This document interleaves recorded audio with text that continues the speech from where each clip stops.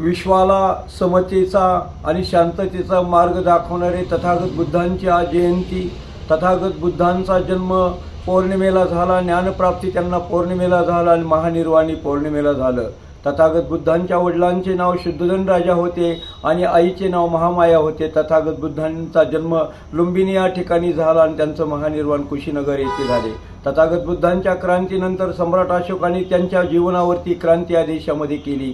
बाबासाहेब आंबेडकरांनी त्यांचा बुद्धांचा धम्म आणि विचार घेऊन संपूर्ण धम्म क्रांती केली. आणि म्हणून विश्वाला आज समतेची, न्यायाची, करुणेची, मैत्रीची गरज आहे, प्रज्ञाशील करुणेची गरज आहे. तथागत बुद्धांचा जन्म लोकांच्यासाठी लोककल्याणकारी असा धम्म आहे आणि बहुजन हिताय बहुजन सुखाय अशी क्रांती बुद्धांनी या देशामध्ये केली. आणि म्हणून महान सम्राट या देशामध्ये झाले आणि त्यांनी या देशातील आणि जगातील सर्वसामान्य माणसासाठी कार्य केलं. तथागत बुद्धांच्या आजच्या या जयंती निमित्ताने भारतातील सर्व करोडो लोकांना